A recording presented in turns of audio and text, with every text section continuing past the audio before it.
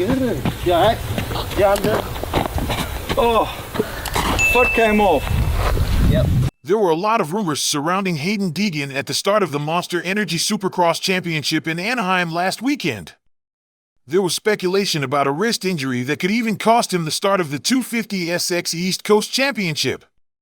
As Haiden Deegan gears up for the 2024 AMA Supercross season in the 250 East, commencing on February 3rd at Detroit SX, Steve Matthes confirmed today that Deegan is indeed injured. Despite the setback, Deegan is determined to participate in the Detroit Supercross. A scaphoid injury typically requires up to 12 weeks for recovery, but considering that Deegan sustained the injury in December, there may be sufficient time for healing before the event on February 3rd. Deegan, who celebrates his 18th birthday tomorrow, couldn't have suffered such an injury at a worse time. Despite the setback, the star racing Yamaha rider is determined to take part in Supercross Detroit. A scaphoid injury typically requires up to 12 weeks to recover. Deegan is said to have suffered the injury in December, and so there could still be enough time to heal before the event on February 3rd. Amid rumors boiling over that Deegan might sit out the Supercross season to focus on the pro motocross season, Matthes clarified today that Deegan will give it a try. Haiden earned 3 podium finishes, second place overall in the Supercross Championship and the all-around Super Motocross title. Anyone who follows the Deegans on social media can see that Brian Deegan is truly breeding an absolute fighting machine. When asked if we see Haiden Deegan as the title favorite, hell yes, with an extra large exclamation point.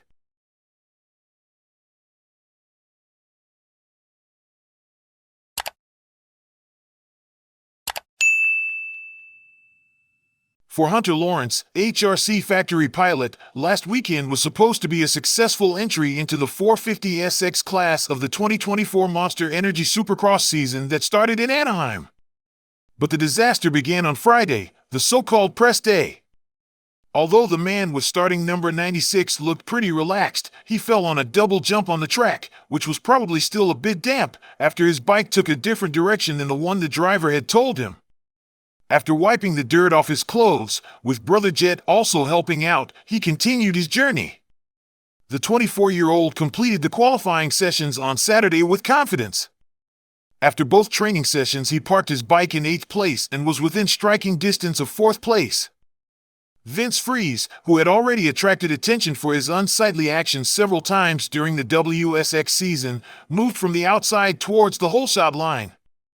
As a result, Lawrence's rear wheel and Lawrence's front wheel collided. The fall was unavoidable for the Honda driver. So after several rolls, he found himself on the outside left edge of the track. Here I would like to acquit Freeze of intent, although this was not his only collision of the evening. Hunter Lawrence must have suddenly realized that his 450SX debut was a failure and drove straight into the paddock to retire. But that wasn't enough. After missing out on the main event, he watched as his little brother Jet not only won the race, but also made history. The disappointment must have been great at that moment. How strong do you have to be when there is a celebration on one side of the tent and you want to sink into the ground yourself? The likable Honda factory driver now only has a week to mentally prepare for the next race. We'll see on January 13th whether he can overcome the shame of Anaheim. Then it's off to San Francisco at Oracle Park for the second, 17-round Supercross Championship. Like Angel Stadium, Oracle Park is a baseball stadium and home of the San Francisco Giants.